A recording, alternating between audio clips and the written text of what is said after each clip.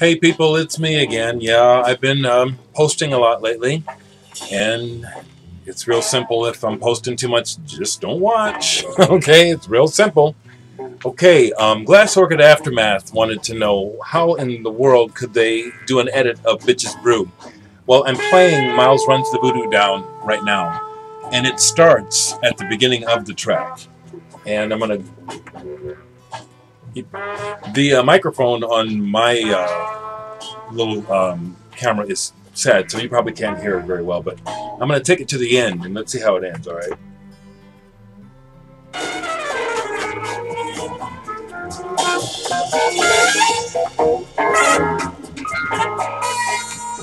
So it just fades, which makes sense, you know. But, again, brave Columbia. I don't know who they thought they were going to sell this damn single to. I'm sure it charted.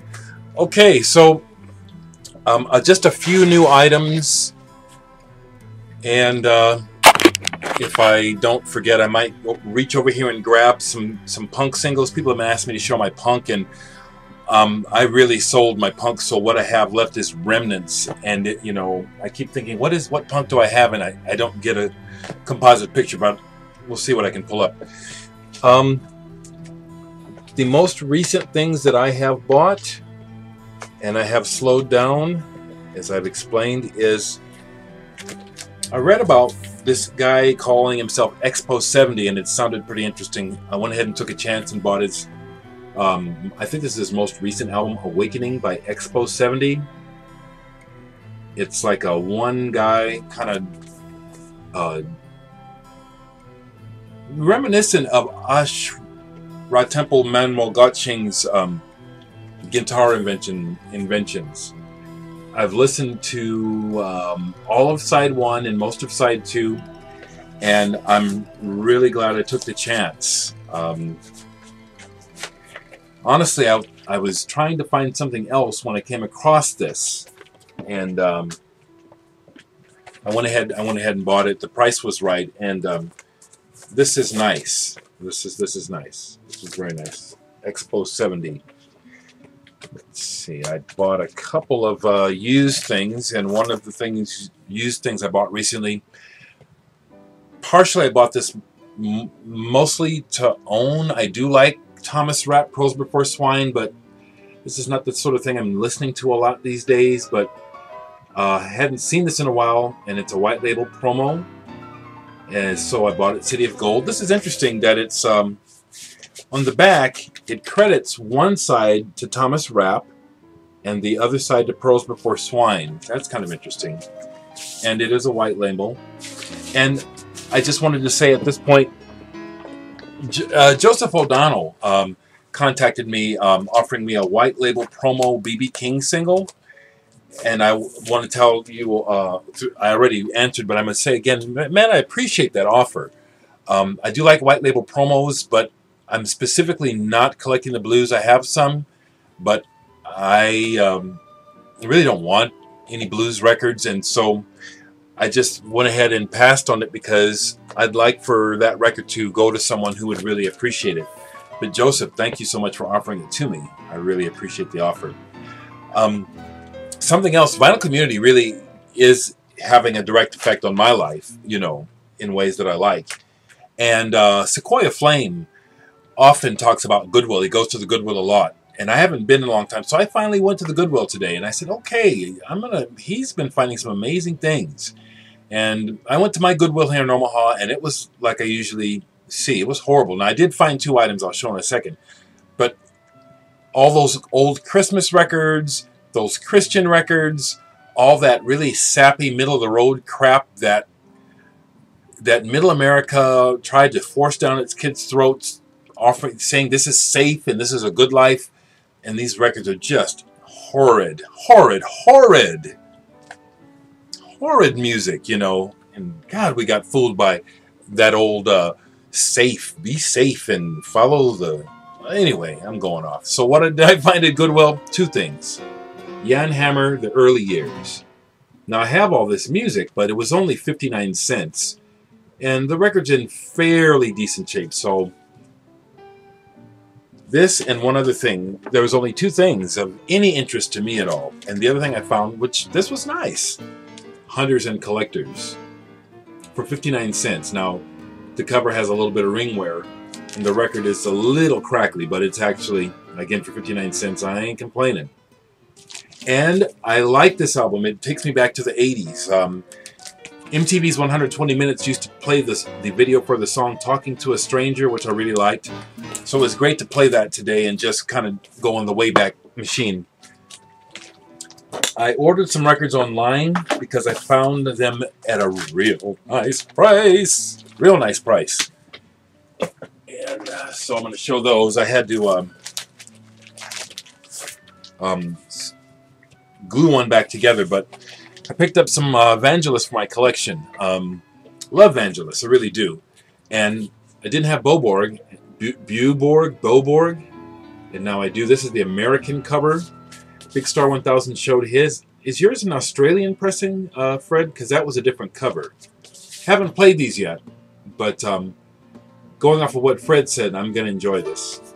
He was saying it's kind of an unusual, not the typical Evangelist album. I got a couple more Evangelist albums. I got Ignacio, and I used to have this, and boy, I say that a lot, but it's the truth. I used to have it, and it's on a label that I love, which is the Egg label out of France. If I see anything on the Egg label used, I just buy it, you know, because it's a good label. You don't see it often. Glad to get this one back, Ignacio. And one more. So Lazarus, I found it, Spiral, and a very nice copy of it too. This is an import. Let me see where it's made. It's in really, really nice shape. This is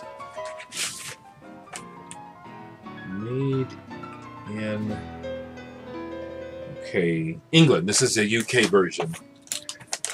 I love that orange RCA. And this is I love this cover graphic. I love that graphic. Looking forward to spinning this. Looking forward to playing this. Two more things I got. I'm continuing to finish off my Bowie. I had Lodger. I don't know what happened to it. I don't think I sold it. I think it got stolen. But I got a pristine copy used of Lodger today. This is basically brand new, including the vinyl. And I love this album. So again, I'm perplexed as to why I got rid of it, or what happened to it. I don't think I got rid of it. I think it got stolen. Stealing my stuff. But yeah, Bowie. And I'm working on getting a decent copy of Low on vinyl. I obviously have it in my collection digitally, but I have to admit I've never owned a copy of Low ever.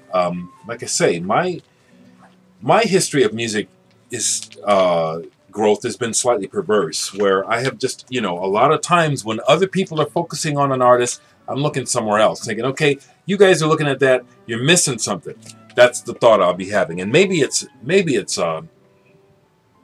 I'm better than you thought, but I don't think so. It was just, you know, some of that adolescent I know better sort of attitude, but it really was. I had discovered that a lot of times when people are enamored of an artist and that artist is selling really big, there's something even better going on that people aren't listening to or knowing about, and that'd be what I'd look for. And so I'm just explaining that's why I'm kind of this. See, I seem to be a latecomer to Bowie. That's actually a sticker on there. The Lodger is a sticker. I don't remember mine other copy having that. Okay, stop, Dereck. The last thing I'll show was my the thing I'm real happy to get a copy of, and it is White Noise #3, Re-Entry. David Vorhaus, who was with the BBC Radiophonic Workshop, along with Delia Derbyshire, in the early days of experimentation with sound effects and electronics. He started White Noise. Their first album, An Electrical Storm, is recognized as a truly groundbreaking album. And I only have it on CD. I don't have it on vinyl anymore. I would like to get a new copy, but I have #2, and now I have #3. I haven't played this yet. I love this cover, and I love the other White Noise record, so I'm looking forward to spinning this. Really looking forward to spinning it. And I'm just going to take a real quick, because I was playing some singles, and there's at least one or two things that are kind of punk in here, I think, that I can show. Let me just see here real quick what I can show. What I will show right quick that I was listening to was I listened to the Associates last night, listening to some Party Fears too. Associates were awesome with Billy McKenzie's voice, and Q Quarters by the Associates. I listened to this both sides last night. I had forgotten how singular and excellent this music is, and his voice is so powerful. And I'm just going to keep going because I played all these. I played Kitchen Person as well by Associates. Fabulous songs, fabulous songs, good songwriting. His voice is super powerful, and Alan Rankin, his partner, the music that he would come up for the songs, very singular. So this isn't punk, but I'll show these right quick. I've got Black Rebel Motorcycle Club. This is their Red Eyes and Tears double single. To be honest with you, I got this for free as a promo when it first came out. Hung on to it. But I also have this by the Black Rebel Motorcycle Club, Ain't No Easy Way. Here's a punk single. Now, I wonder if any people, folks know this band. I think they're from South Dakota. It's a band called Blind Approach. Restless Nights. This is really good. I played it last night. This is really good. And the reason why I have this is because I played in concert with these guys. RAF, Blind Approach, played a show together. They blew me away. I bought the record, and the record was good. It wasn't cheaply recorded, or at least ways whoever recorded it did a great job. Sounds great. This is not punk, but it happens to be here in the pile, so I'll show it. Block Party. I like Block Party. Don't listen to them much anymore, but I was really happy when this band started to hit.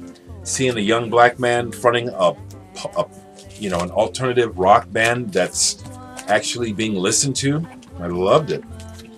So no, the punk that isn't coming up, but I'll just show a couple more things in this pile since it's here. And Brain Donor. This is a Julian Cope project. Julian Cope, originally of Teardrop Explodes. This is some of his stoner rock stuff that he does. It's a 7-inch picture disc. Just thought I'd show this since it was there in the pile. And then something else that I played because I forgot what it sounded like and was surprised at how much I liked it is the band Blue Rondo a la Turk. The Heavens Are Crying. So I'll stop there, and I'll talk to you soon.